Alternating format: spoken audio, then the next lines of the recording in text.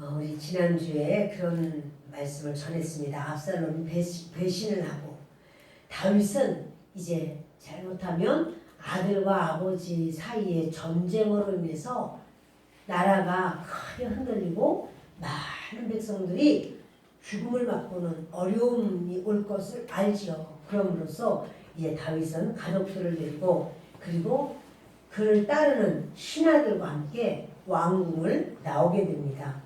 그런데 그때 이제 다윗이 부지런히 가는데 이때라고 하는 블레셋 사람이에요. 근데 그가 600명의 자기 밑에 그 군인들을 데리고 그리고는 이 다윗의 나라로 왔다가 오자마자 이런 사건을 겪은 거예요. 이때가 그 자기 밑에 휘하의 군대를 거느리고 그리고 또 그들의 가족들, 자녀들 다 거느리고는 다윗을 따라오는 거죠. 그러면서 함께 있겠다고. 그러니까 너는 나그네처럼 살고자 여기를 왔는데 나를 따라온다면 너는 참 고생할 거다. 그러니 그냥 거기 있다가 그 압살롬 밑에서 그냥 왕이여 하고 있으면 그러면 살지 않겠느냐. 고생하지 마라. 이렇게 말을 해요.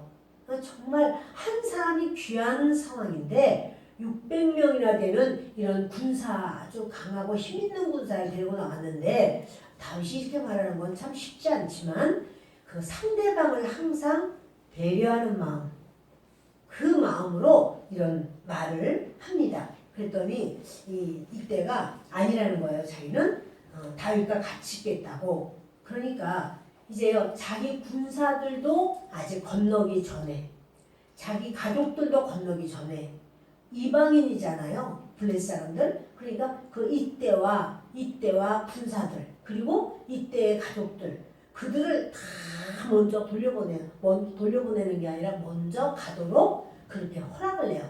모든 자기 백성, 자기를 따르는 자들은 일단 나중에. 무슨 말이냐면요. 지금 압살롬이 언제 덮칠지 몰라요. 언제 화살을 쏠지 몰라요. 그런 위기 속에 있는데도 불구하고 다윗이 이때와 이방인으로서 이제 망명해온 바로 이들을 먼저 보살펴주고 품어주고 안전하게 하고 먼저 그들을 가도록 배려를 하는 거예요. 그리고 난 다음에는 자기 신하들 보내고 이제 자기 가족들 보내고 하면서 맨 나중에 다윗이 자기도 건너가요.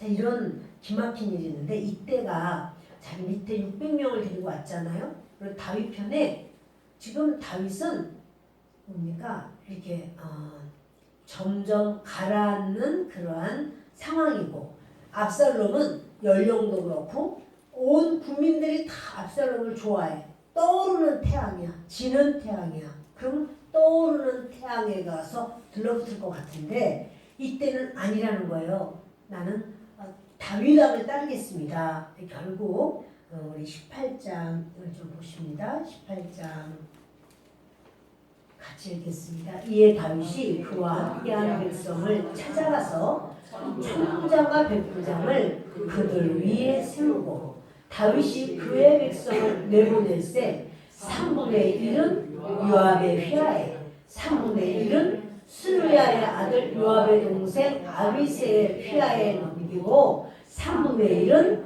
가드 사람 이때의 휘하에 넘기고 왕이 백성에게 이르되 나도 반드시 너희와 함께 가리라 하니. 이제요 이 사건이 지난 다음에 천부장을 셋을 세워요. 부하를 1000명씩 주는 거예요. 그런데 거기에 제일 천부장은 요압입니다. 요압이 군대장관도 되는데 이제 요압에게 1000명의 그 부하를 주고 요압의 동생 아비새가 있는데 이 아비새도 굉장히 그 아주 다윗에게 공을 많이 세워요. 아비새에게도 1000명의 부하를 줍니다. 그런데요 세 번째 천부장은 이때예요. 블레셋 사람, 가드 사람, 이방인 자기가 600명 데리고 왔지만 이스라엘 백성은 거기다 더 채워서 1000명을 만들어주면서 천부장으로 3명의 천부장 가운데 이때가 들어가요. 자, 참 그 밑에서 있던 사람들 아이고 우리 잘못 온 거 아니야? 이때 장군 따라왔다가 이게 도대체 뭐야? 아이고 이거 잘못한 건데 그대로 죽음을 당할 수도 있겠네? 이럴 수도 있었어요. 그러나 그 이때가 아니라고 다윗을 따라오려고 우리가 온 것이다. 유다 나라를 좋아서뿐 아니라 다윗 밑에 있으려고 온 거다. 그리고는 아예 생명을 내놓고 얼마나 충성스러운지 때가 참에 이제 다윗이 그를 천부장으로 세우는 모습을 보게 됩니다. 다시 15장을 보십니다. 25절을 봅니다. 왕이 사독에게 이르되 보라 하나님의 괴를 성읍으로 도로 메어가라. 만일 내가 여호와 앞에서 은혜를 입으면 도로 나를 인도하사 내게 그 괴와 그 계신 데를 보이시리라. 아멘. 사독과 아비아달은요 제사장이에요. 그런데 하나님의 언약궤를 메고 그리고 그 성에서 나온 거죠. 그 예루살렘 성에 그 이제 하나님의 언약궤가 있었는데 그걸 메고 나온 거예요. 이건 굉장히 중요한 겁니다. 이건 하나님의 임재의 상징입니다. 그래서 왕위를 빼앗으려고 하는 상황에서 언약궤를 누가 맺는가 하면 레위 사람들이 맸어요. 그러니까 레위 사람들은 이 언약궤 지키는 것은 곧 하나님의 임재하시고 이건 정통성이야. 하나님이 인정해 주셨다는 왕위의 정통성을 보여주는 것이고 그래서 이 정통성을 인정받는 바로 이 궤를 가지고 오는데 그런데 왕이 사독에게 말하면 그래요. 하나님의 궤를 성읍으로 도로 메어가라. 도로 갖다 놓으라는 거야. 제자리에다 놓으라는 거예요. 그러면서 이제 이것이 있으면 백성들도 아이고 언약궤가 다윗의 그 진영에 있구만. 그러면 우리는 무조건 언약궤가 있는 하나님 편이니까 다윗 편에 서야 돼. 이렇게 자연스럽게 다윗 편으로 전부 민심이 갈 수 있는 최고의 어떤 것이라면 그 언약궤예요. 그런데요, 이 언약궤를 이렇게 그 언약궤를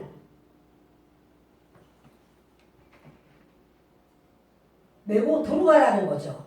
그래서 아니 어떻게 언약궤를 도로 메고 가는가? 다윗은 말하기를 만약에 여호와께서 내가 여호와의 은혜를 입는다면 언약궤가 나를 따라서 나는 지금 광야로 피신하고 이리 가고 저리 가고 그럼 언약궤도 막 이리 가고 저리 가고 막 떠돌아다녀야 돼요. 하나님의 거룩성, 하나님의 임재를 말하는 그 언약궤가 그 거룩성이 훼손될 수가 있는 거죠. 이 거룩함이 훼손되지 않도록 있던 자리에 그냥 놔둬라. 하나님이 은혜를 주시고 아 다윗 이거 불쌍하구나. 나는 네 편이다. 너를 용서하고 너를 붙든다. 라고 하면 하나님이 나를 다시 예루살렘으로 돌아오게 하실 것이고 내가 언약궤 있는 대로 갈망정 언약궤가 나가는 곳에 이리저리 흔들려 다니는 것은 아니다. 그 생각을 하면서 보내는 건 만약에 그렇지 않고 하나님이 나를 인정하시지 않는다면 그렇다면 정말 그렇다고 할지라도 나는 하나님 앞에 그렇게 하기를 원하노라 이래요. 하나님의 원하심을 나는 따르노라 이렇게 하는 거예요. 여러분 그 법궤 언약궤를 그렇게 상징성이 있는 언약궤를 이제 이용해서 다시 말하면 하나님의 이름을 이용해서 나의 어떠한 유익을 위한 그것은 안 돼요 여러분. 그거는 아니야. 근데 압살롬은 하나님의 이름을 이용했어요. 내가 하나님께 제사를 드리러 가기를 원합니다. 서원제를 드리러 가려고 합니다. 이래가면서 거짓말을 하고 200명의 그런 군사들이 그 제사 드리는데 우리도 같이 가겠습니다. 그것도요 그들에게 다 속인 거예요. 그런데 다윗은 그렇지 않은 거예요. 다윗은 그 언약궤를 다 가지고 나왔어요. 가지고 올까요? 무럭내를 이미 가지고 나왔어요. 그러나 아니야. 하나님이 나를 인정하시면 내가 다시 언약궤가 있는 예루살렘으로 오지 않겠느냐. 이거 뭐냐면 사람들은 뭘 보냐면 종교라고 생각해요. 그러나 다윗은 여호와 하나님의 생명, 하나님과 자신의 아주 친밀함, 그걸 생각해요. 하나님께서 나를 용서하시고 그게 중요하죠. 하나님 앞에 내가 용서를 받고 서는 것, 그게 중요하죠. 그 언약궤, 그러니까 언약궤를 중요하게 여기지만 그것은 하나님이 계시기 때문에 언약궤를 중요하게 여기는 거고, 그 언약궤를 주신, 약속하신 언약을 주신 하나님을 더 중요하게 여겨요. 그러니까 이렇게 그런 어떠한 언약궤라고 하는 눈에 보이는 시각적인 어떤 상황 속에서 그것의 모든 것을 그걸 따라서 움직이는 게 아니라 하나님이 역사하시면 내가 다시 하나님 앞에 서게 될 것이다. 여러분 이런 생각을 하는 것이 중요해요. 그러니까 나의 온전함만 막 말하는 게 아니라 주님이 원하시면 이렇게 될 것이고 주님이 원치 않는다면 그것도 어쩔 수 없다. 그러하다. 이렇게 받아들이는 거예요. 다윗이요. 그렇게 이제 하나님 앞에 자기 자신을 다 맡겨버리는 거예요. 이건 주님 앞에 내가 맡깁니다. 맡기면서 이제 자기의 길을 가는 겁니다. 26절을 읽겠습니다. 그러나 그가 이와 같이 말씀하시기를 내가 너를 기뻐하지 아니한다 하시면 종이 여기 있사오니 선이 여기시는 대로 내게 행하시옵소서 하리라. 그러니까 하나님께서 내가 너 기뻐하지 않아. 그러면 주여 제가 여기 있습니다. 주님 죽이셔도 주님 합당하신 겁니다. 주님 제가 크게 패하여도 합당한 겁니다. 하나님이 나를 인정하시면 그렇게 나는 나아가기를 원합니다. 그러니까 나는 이겨야만 돼. 나는 예루살렘에 들어와야만 돼. 나는 백성들이 나를 알아줘야만 돼. 그러니까 언약궤도 필요하고 제사장도 필요하고 누구도 나를 지켜줘야 돼. 그거 아니라는 거예요. 그거 아니고 하나님이 나를 인정하시면 내가 하나님께 다시 나올 수가 있고 아니 다윗 마음에 안 들어. 끝났어 너. 그러면 그것도 하나님의 가장 선하신 대로 하나님이 행하시는 겁니다. 여러분들 그런 마음 갖고 계신가요? 그런 마음 갖고 계신가요? 아멘. 그런 마음이 믿음이에요. 그게 믿음. 하나님이 내 편 돼야 되고 그거 아니고요. 내가 하나님 편 돼야 돼요. 내가 하나님 편 되는 것이 믿음이지 하나님이 내 편 돼서 나에게 이렇게 해주시고 저렇게 해주시고 그것이 믿음이 아니에요. 그거는 믿음은 믿음인데 어린아이 믿음이죠. 어린아이는 자기가 꼭 그 원하는 게 막 이렇게 다 있어. 그 어린아이 믿음이에요. 하나님이 원하시는 것 저도 따라갑니다. 그게 장성한 믿음이에요. 다윗의 믿음이 다시금 이 광야로 나오면서 견고해지는 다윗의 믿음의 모습을 보게 됩니다.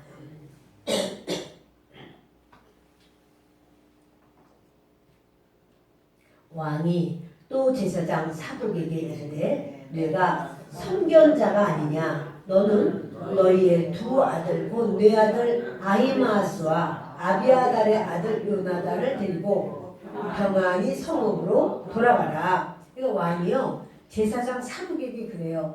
너는 선견자가 아니냐. 그 선견자라는 게 뭐냐면 하나님이 미리 보여주시는 자. 선지자는 미리 알게 하시는 자. 그러니까 선견자는 이상을 봐요. 이렇게 어떠한 하나님의 환상을 보는 자예요. 그래서 이러한 거 저러한 걸 아마 사독이 그렇게 하나님이 이런 선지자적인 선견자적인 어떠한 그런 은사를 주신 것 같아요. 그러니까 너는 선견자 아니냐. 그거 제대로 갖다 놓고 하나님께서 뭔가 너한테 보여주시고 가르쳐주시면 그것을 너 아들 아히마스가 있지. 그리고 또 아비아달의 아들 요나단이 있지. 이 두 청년들에게 네가 하나님께 받은 것을 이 청년들에게 말을 해라. 그러면 이 청년들은 나에게 와서 알려달라. 이렇게 말하는 거예요. 그러니까 지금 따라 나와서 그냥 뭐 다 법대다 뭐다 주렁주렁 내 편 여기 모여라 이렇게 하는 게 아니고요. 지혜롭게 하는 거예요. 하나님의 교회를 그렇게 옮겨 다닐 게 아니고 제자리에 놓고 그리고 기도하다가 뭔가 하나님이 보여주시는 게 있으면 그러면 그것을 아들들을 통해서 내게 알려라. 이 말을 하는 거죠.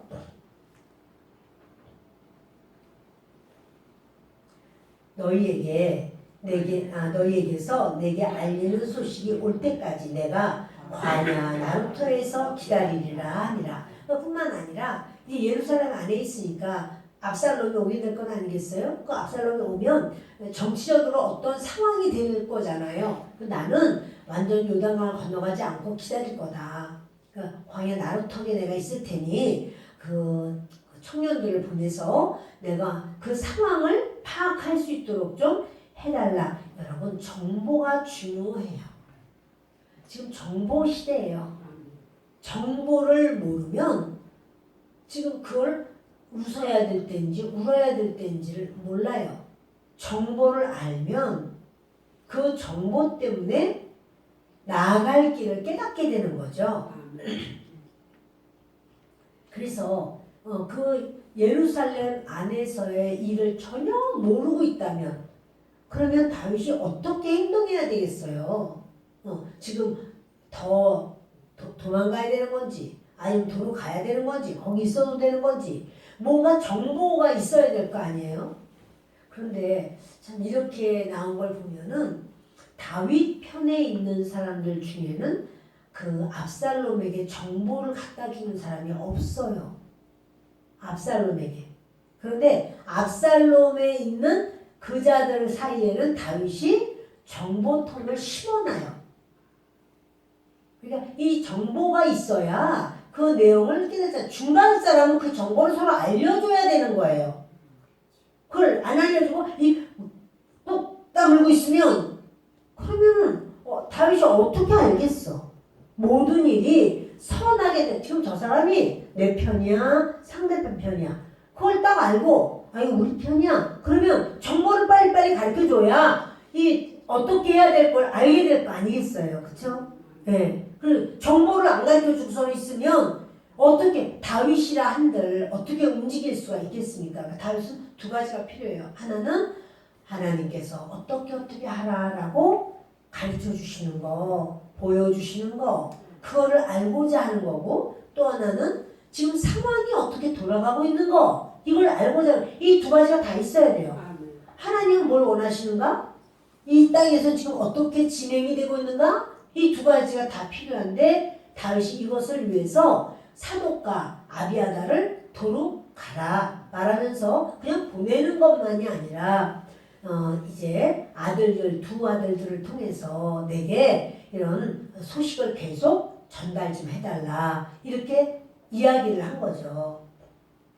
자기는 기다리겠다. 광야 나루터에서 기다리겠다. 이러니까 이제 어디라고 하는 것도 분명히 이야기를 하니까 이제 알아듣는 거죠. 그래서 사독과 아비아달이 하나님의 궤를 예루살렘으로 도로 메어다 놓고 거기 머물러 있으니라.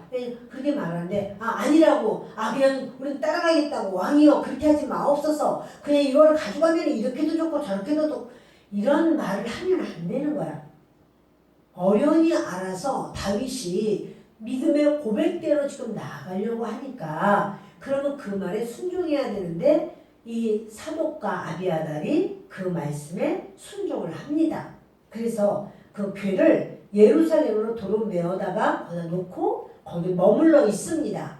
저들도 지금 모든 생명 내놓고 지금 있는 거죠. 자, 그런데 다윗이 감람산 위로 올라갈 때 그의 머리를 그가 가리고 맨발로 울며 가고 그와 함께 가는 모든 백성들도 각각 자기의 머리를 가리고 울며 올라가니라. 이제요 다윗이요 감람산 길로 올라갑니다. 뭐냐면 이렇게 기드론 시내를 지나서 기드론 시내는 깊어요. 거기서부터 이렇게 감람산 길로 올라가는 거예요.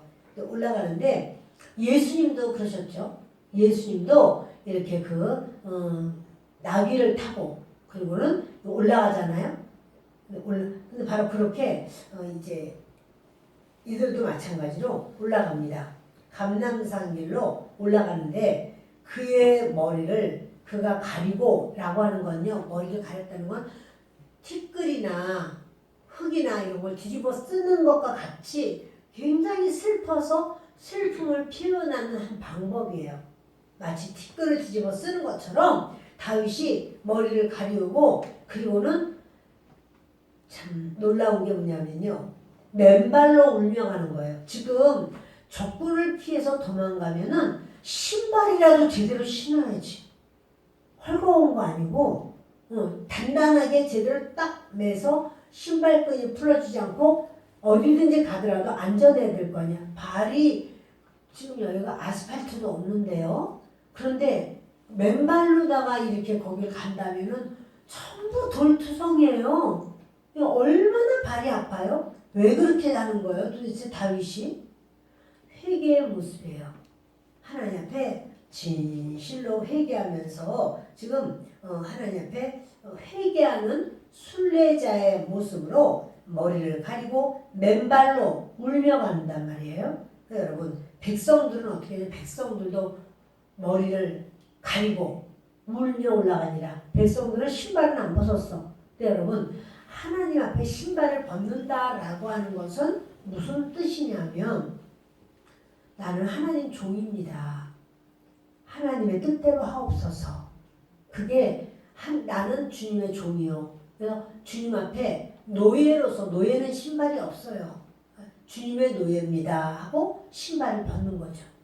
모세가 그랬죠. 모세가 시내산에 호렙산에 그 불꽃 가시나무에 불꽃 붙은 걸 보고선 어떻게 저렇게 사라지지 않고 계속 불이 붙지? 그리고 놀라워서 가까이 가서 보려고 하니까 모세야 모세야 내가 선 곳은 거룩한 땅이니 내 발에서 신발을 벗어라. 그래서 그 모세가 신을 벗어. 무슨 말이냐면 모세가 그렇게 40년을 고통하면서 민족을 위해서 울고 기도해도 하나님 앞에는 아직 종이 아니에요. 노예가 아니에요. 그러니까 하나님이 너는 나의 노예라야 돼. 너는 내 종이라야 돼. 신발 벗어. 그래서 모세가 그때 신발을 벗습니다. 여호수아도 여리고성 근처에 왔을 때 그러죠. 신발을 벗어요. 여러분 그 신발을 벗는다라고 하는 의미는 나는 종입니다. 다윗도 신발을 벗고 그리고 눈물로 울면서 그렇게 그 머리에 뒤집어 썼어요. 근데 이거는 바로 너무나 슬픈 그 슬픔을 상징하는 것이라고 말씀을 드렸습니다. 마치 십자가를 지시고 가시는 예수님의 모습과도 닮아있는 모습을 보게 됩니다. 다윗은요 오직 하나님께서만 역사하시기를 바라보는 거예요. 겸손한 모습으로 나아가는 거예요. 그래서 하나님께서 그걸 보시고 자기를 불쌍히 여기시면 내가 살 것이고 하나님이 원치 않으시면 인정하시지 않으면 나는 아무것도 아니다. 여러분 우리도 마찬가지예요.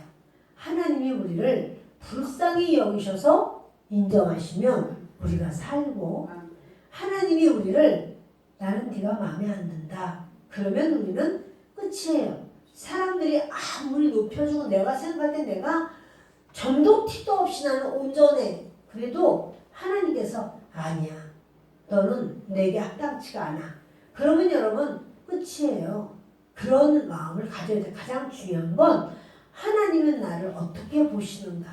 하나님이 나를 어떻게 인정하시는가. 그것이 중요하다는 사실입니다. 어떤 사람이 다윗에게 아니되 압살롬과 함께 모반한 자들 가운데 아히도벨이 있나이다 하니 다윗이 이르되 여호와여 원하옵건대 아히도벨의 모략을 어리석게 하옵소서 하니라. 그렇게 기막힌 그런 모습으로 이제 가는데 아주 가슴이 철렁한 소리를 듣게 돼요. 그게 뭐냐면 압살롬과 함께 모반한 자들 가운데 아히도벨이 있습니다. 아히도벨은 다윗의 친구예요. 친구라고 나오는 것은요, 그 옆에서 그런 다윗의 모사들, 그러니까 카운셀러, 그렇게 다윗을 돕는 바로 그런 사람을 다 친구라고 나와요. 선지자들, 이렇게 다윗 옆에서 다윗을 도와서 다윗의 일을 감당할 수 있도록 하는 자들을 그런 사람들이에요. 그러니까 지금 아히도벨이 그 중에서도 기가 막히게 그런 아주 역할을 잘 했어요. 모사였어요. 그런데 그 아히도벨이 그들 압살롬에게 같이 있게 하는 걸 같이 있다는 거예요. 다윗이 이제 막 부르시고 기도하고 막 거기서 금식하며 기도하고 할 시간 없어요. 가면서 기도해요. 하나님께 지나가는 말로 하나님 아히도벨의 모략을 어리석게 하옵소서. 하나님이 아히도벨의 모략을 어리석게 하실까요? 아히도벨은 엄청난 지혜가 있어. 그런데 다윗이 하나님께 구하는 거예요. 아히도벨의 모략을 어리석게 하여 주십시오. 이래요. 어리석게 하실까요? 하시겠지. 근데 이렇게 기도를 하는데요. 아히도벨이요, 모략이 기가 막힌 모략을 내요. 다윗을 꿰뚫어서 알아요. 그래가지고 아주 기가 막힌 모략을 내요. 아니 지금 어리석게 해달라고 기도했는데 기가 막힌 모략을 냈다는 거는 이거는 다윗이 꼭 죽을 수밖에 없는 모략이야.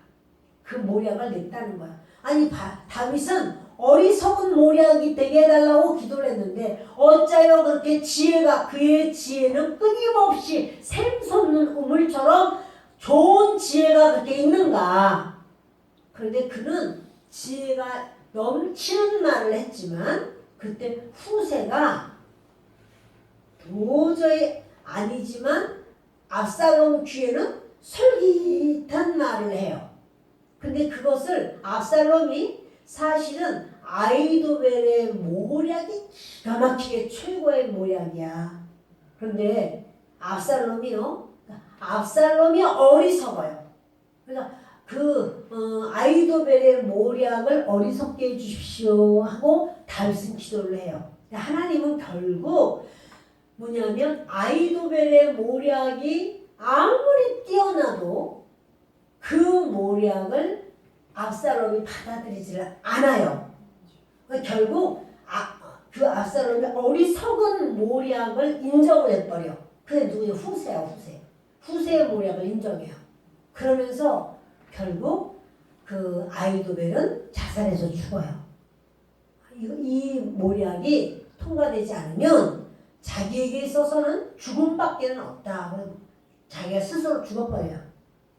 근데 여러분 뭐냐면 내가 기도해서 기도한 대로 되지 않았다고 할지라도 아히도벨의 모략이 어리석게 된 건 아니야. 그러나 전체적인 상황은 하나님께서 다윗이 살 수 있는, 그러니까 압살롬이 꺾어질 수밖에 없는 그 상황을 만드시는 것을 보게 돼요.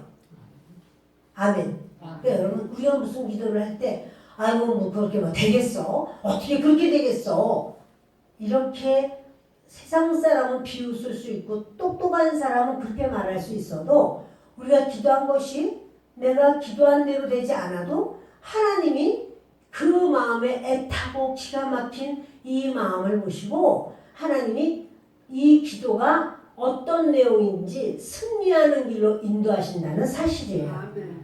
네, 그래서 우리가 그 기도를 아이고 무슨 그렇게 한다고 뭐 되겠어? 이렇게 말을 해도 그 되겠어 그렇지만 그의 그 안타까움이 이게 기도를 할 때 정말 단어가 틀릴 수도 있고 기도를 할 때 아이고 그게 어떻게 인정되지 않아 라고 생각할지 몰라도요 하나님은 그것을 길을 여시고 이끄신다는 사실이에요. 아멘. 그래서 모략을 어리석게 하옵소서. 다시 그냥 지나가면서 이런 기도를 하게 됩니다. 32절 다윗이 하나님을 경배하는 마루턱에 이를 때 아렉 사람 후세가 옷을 찢고 흙을 머리에 덮어쓰고 다윗을 맞으러 온지라. 이제 하나님이요, 다윗이 하나님을 경배하는 마루턱에 이르렀어요.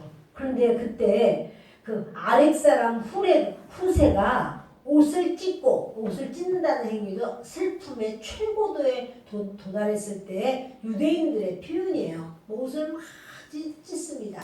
그래서 흙을 머리에 덮었어요. 이것도 마찬가지로 슬픔을 표시하는 거예요. 그러니까 다윗이 머리를 가렸다고 그랬잖아요.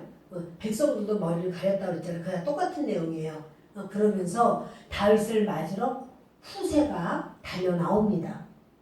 그런데 이 후세도 다윗의 친구예요. 다윗의 친구라고 말하는 것은 다윗 옆에서 다윗을 이렇게 모사들이야, 모사들. 다 돕는 자들이에요. 다윗이 그에게 이르되 네가 만일 나와 함께 나아가면 내게 누를 끼치리라. 왜냐하면요, 왜 그런지 모르지만 아무튼 후세가 그는 공부만 많이 한 사람일 수가 있어요. 어디 도망가고 할 때 이 발이 빠르지 못할 수가 있어요. 다윗은 워낙에 아주 사슴처럼 발이 빠르고 또 전쟁을 많이 하고 도망도 많이 다니고 그래서 몸이 아주 그렇게 날래단 말이에요. 근데 후세는 이 머리는 비상하고 공부는 많이 했어도 가다 보면은 아이고 나는 못 가겠네 이러면 다윗이 너무 힘들어. 그러니까 다윗이 만일 나와 함께 나아가면 나에게 누를 끼치리라. 내게 유익이 안 된다. 근데 여러분 이런 말을 하면 상대방이 기분 나빠서 가지 않을까? 돌아서지 않을까? 그런 사이가 같으면 후세가 지금 생명 내놓고 다윗에게 나왔지만 다윗은요 현실을 말하는 거예요. 여러분 현실을 정확하게 말해줄 수 있는 사이가 사실은 좋은 사이예요. 현실을 말하면 그 시험 들어버리고 그냥 막 속상해하고 현실을 말하면 현실을 들을 수 있는 귀가 있어야 돼요. 현실을 말하는데 그냥 그것을 막 이렇게 곡해하고 여러분 그러면 어떻게 소통이 됩니까? 현실을 말해주면 현실을 현실로 받아들여야 돼요. 그렇구나. 그래 인정해줘야 돼요. 그래야지 서로를 배려하는 게 돼요. 내가 그렇다면 이 사람에게 유익을 줄 수가 있고 내가 배려하는 것이고 하나님의 뜻이 이루어지는 거로구나 이렇게 되는 거예요. 아멘. 그렇지만 너무 어린애가 현실이건 뭐건 간에 떼글떼글 굴러가면서 막 아니라고 막 발버둥을 치면 어떻게 해요, 부모가? 그냥 들어주죠. 그게 좋은 건 아니지만 어쩔 수 없이 그를 인정해 줄 수밖에 없이 왜냐면 그렇다고 해서 그 아직 어린 거를 어떡하겠어. 그러나 이제 믿음이 성장했다면 그렇게 자기 앞에 사람을 배려할 수 있어야 되는 거예요. 인정할 수도 있어야 되는 거예요. 다윗이 네가 만일 나와 함께 가면 내게 누를 끼치리라. 이거는 합당하지가 않아. 그래서 다윗이 그래요. 그러나 내가 만일 성읍으로 돌아가서 압살롬에게 말하기를 왕이여 내가 왕의 종입니다. 전에는 내가 왕의 아버지의 종이었더니 이제는 내가 왕의 종입니다 하면 내가 나를 위하여 아히도벨의 모략을 패하게 하리라. 우리 바로 이 전절에서 다윗이 어떤 기도를 해요? 아히도벨의 모략 때문에 크게 마음이 쓰였어요. 아히도벨의 모략을 어리석게 하옵소서. 그렇게 기도를 했어요. 근데 아히도벨의 모략은 어리석었나요? 어리석지 않았어요. 그러나 하나님이 아히도벨의 모략을 무너지게 할 사람을 보내시는 거예요. 금방 보내시는 거야. 다윗이 그걸 아는 거죠. 내가 아히도벨의 모략 때문에 벌벌 떨었더니 하나님께서 아히도벨의 모략을 아주 부서뜨릴 수 있는 후세를 내게 보내셨구나. 이걸 아는 거예요. 둘 다 옆에서 이 다윗을 위해서 항상 좋은 묘수를 가르쳐줬었어요.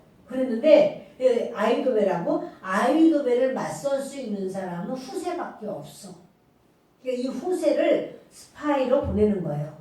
스파이로 보내면서 네가 만약에 성읍에 가서 압살롬을 만나면 압살롬 왕이요 만세 막 이러면서 저는 왕의 압살롬을 아예 왕으로 인정하고 왕의 종입니다. 그러면 아니 네가 전에는 내 아버지의 종이었지 않느냐? 아닙니다. 지금은 예전엔 그랬죠. 그러나 지금은 시대가 바뀌었습니다. 저는 왕의 종입니다. 이렇게 말을 하라는 거예요. 그러면서 아이도벨의 모략을 낼 때 너는 이 아이도벨의 모략이 통과되지 못할 모략을 내라.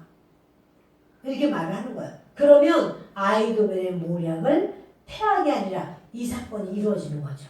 여러분 기도해야 돼요. 지금 후세가 바로 그 시간에 온 것. 이 시간 지나면 안 돼요. 바로 그 시간 와야 돼. 자 보십시다. 사독과 아비아달 두 제사장이 너와 함께 거기 있지 아니하냐. 네가 왕의 궁중에서 무엇을 듣든지 사독과 아비아달 두 제사장에게 알리라. 이제 얘기하는 거예요. 사독과 아비아달 두 제사장이 거기 왕궁에 있다. 그러니 너도 왕궁에 들어가서 어떤 말을 듣든지 사독과 아비아달 두 제사장에게 말을 해라. 그러면 이 제사 드린다라는 입장으로 기도한다라는 입장으로 사독과 아비아달을 만날 수 있어요. 그렇게 말을 해라. 그럼 사독과 아비아달은 자기 아들들 아히마아스와 요나단에게 말을 전해주고 그럼 아히마아스와 요나단은 발이 빠르니까 후다닥 뛰어가지고 다윗에게 이야기를 해주고 지금요 다윗은 그 궁중 안에서 어떤 일이 일어나는가 그 정보를 들어야 돼요. 이렇게 정보 소식통들을 다 여기저기다가 전부 세워놓고 또 연락통 그 연락을 하는 연락병 바로 아히마아스와 요나단이 연락할 수 있도록 이 모든 루트를 지금 만들어 놓고 있습니다. 그들의 두 아들 곧 사독의 아히마아스와 아비아달의 요나단이 그들과 함께 거기 있나니 너희가 듣는 모든 것을 그들 편에 내게 소식을 알릴지니라 하는지라. 다윗의 친구 후세가 곧 성읍으로 들어가고 압살롬도 예루살렘으로 들어갔더라. 보세요 여러분. 지금요 거기서부터 예루살렘까지 떨어져 있어요. 그러니까 지금 후세가 빨리 뛰어가야 돼. 왜냐하면 압살롬이 예루살렘 오기 전에 가 있어야 돼.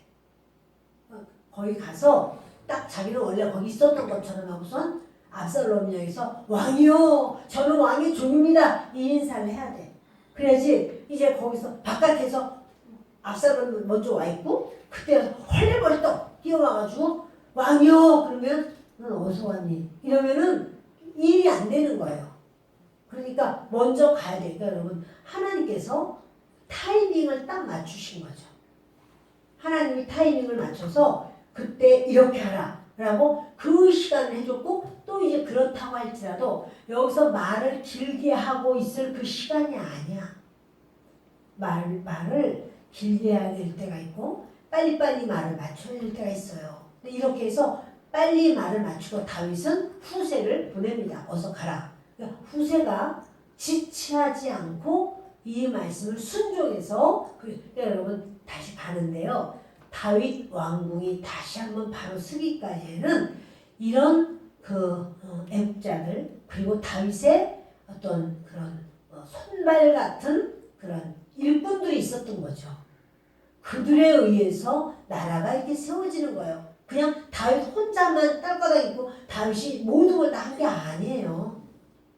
그래서 하나님의 나라는 이렇게 같이 연합해서 세워가는 나라이고 또 연합해서 세울 때 하나님은 그 각자의 몫을 주님이 보시고 갚아주시는 그런 나라라는 사실이에요.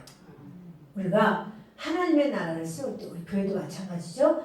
하나님의 나라를 세울 때 우리의 몫이 있어요. 그 바로 그 우리의 몫을 최선을 다해서 감당할 때 하나님께서 인정하시고 붙드시고 역사하시는 줄을 믿습니다. 아멘.